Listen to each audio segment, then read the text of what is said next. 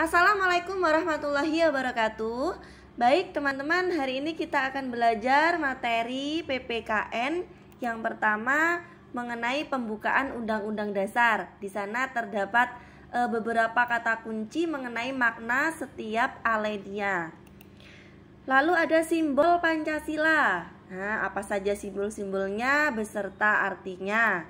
Kemudian ada hierarki perundangan, yakni susunan perundang-undangan Negara Republik Indonesia. Kemudian ada amandemen, amandemen pertama sampai amandemen keempat. Ada beberapa pasal-pasal yang keluar dalam soal FR tahap 1 serta ada penjelasan dan materi beserta soal ya mengenai ius soli vs ius sanguinis. Semoga bermanfaat bagi teman-teman semua.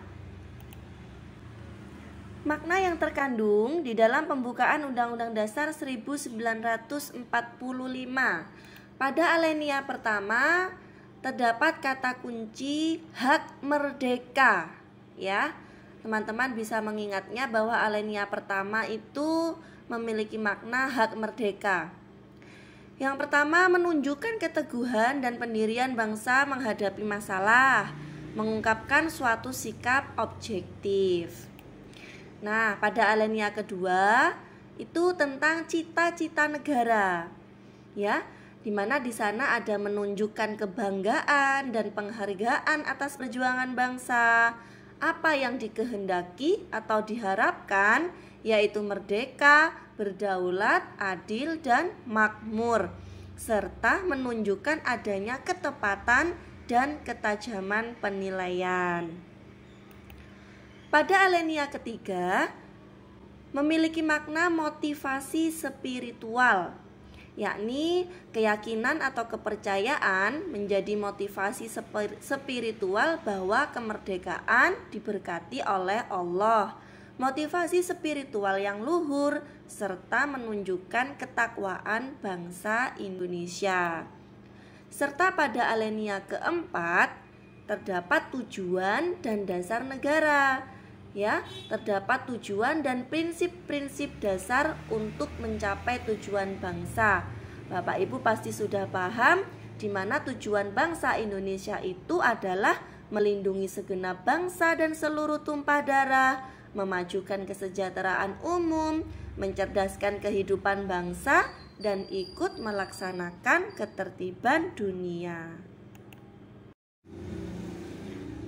Adapun simbol Pancasila beserta maknanya, sila yang pertama memiliki simbol bintang di mana backgroundnya itu hitam ya.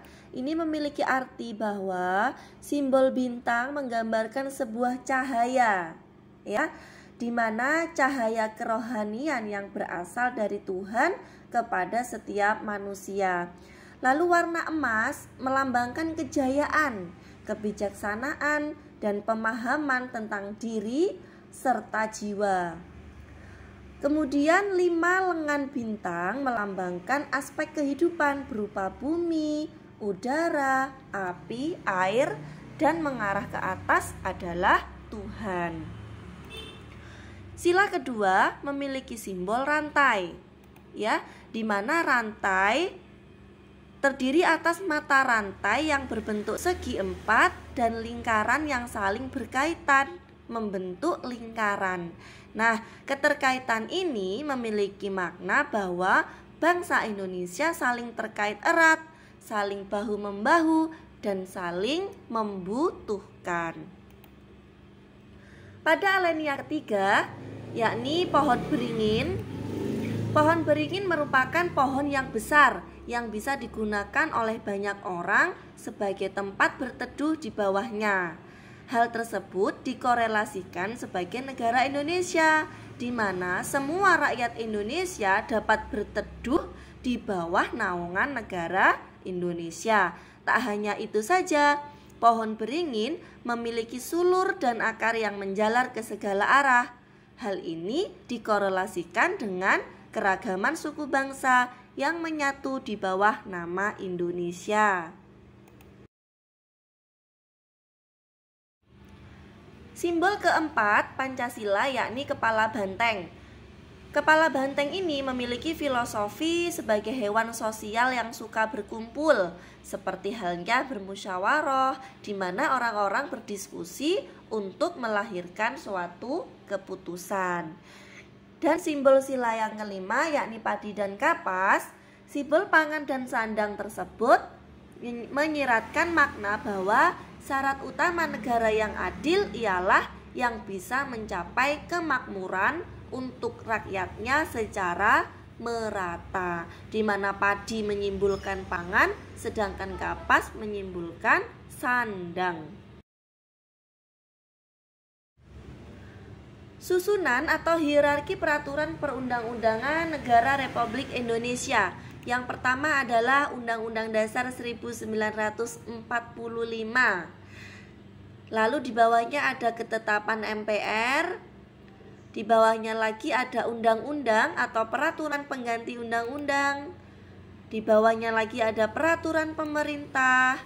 Lalu peraturan presiden, peraturan daerah. Amandemen Undang-Undang Dasar 1945 terjadi 4 kali perubahan. Amandemen yang pertama terjadi pada tanggal 19 Oktober 1999, di mana pada amandemen pertama terfokus pada persoalan pergeseran kekuasaan presiden. Teman-teman pasti tahu ya, kekuasaan presiden yang sebelumnya itu dianggap terlalu kuat atau dikenal dengan istilah eksekutif heavy. Pada amandemen kedua terjadi pada tanggal 18 Agustus tahun 2000. Amandemen yang kedua ini terfokus pada pemerintahan daerah, DPR, HAM, lambang negara, dan lagu kebangsaan. Pada amandemen ketiga terjadi pada tanggal 9 November 2001. Fokus utama dari amandemen ini adalah tentang bentuk dan kedaulatan negara, kewenangan MPR, kepresidenan, dan keuangan negara, serta kekuasaan kehakiman.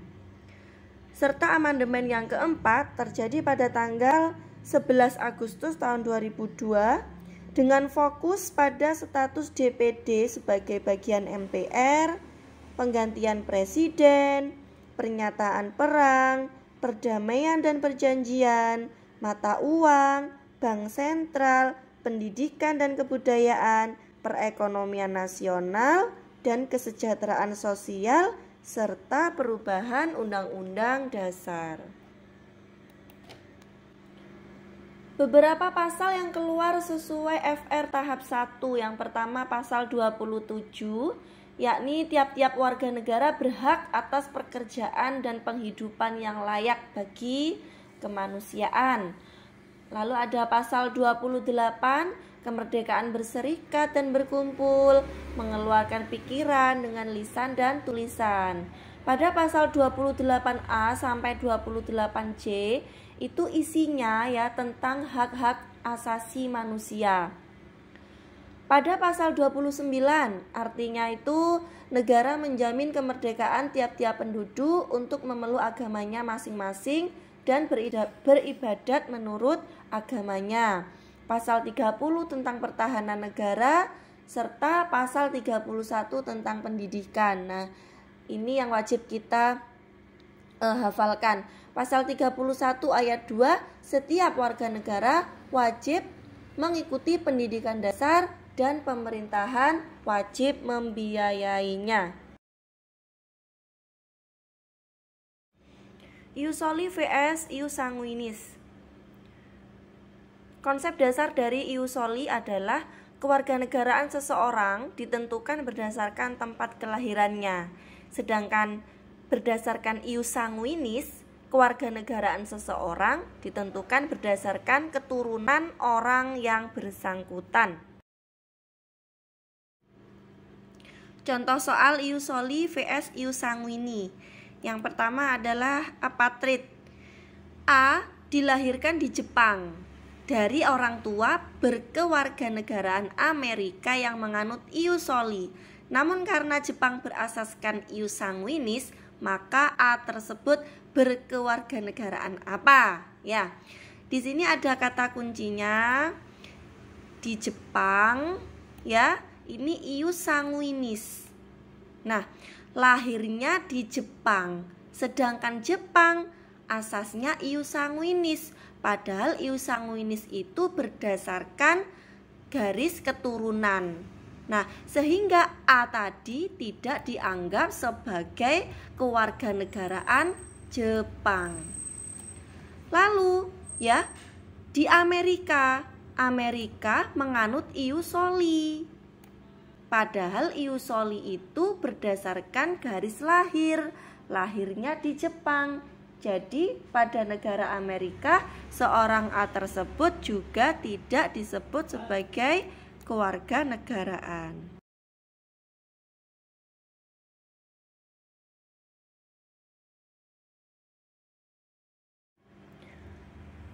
Soal bipatrid. Si B lahir dari orang tua berkewarganegaraan Rusia yang menganut asas ius sanguinis. Sedangkan B dilahirkan di Argentina yang menganut asas ius soli. Nah, kita perhatikan.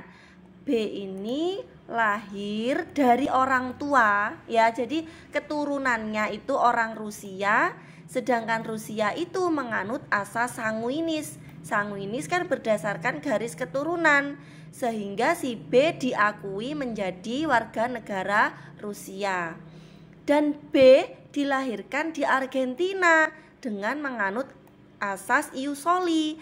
Ius soli kan berdasarkan tempat lahir. Lahirnya di Argentina. Argentinanya ius soli. Berarti kan tepat ya. Sehingga B itu juga termasuk warga Argentina.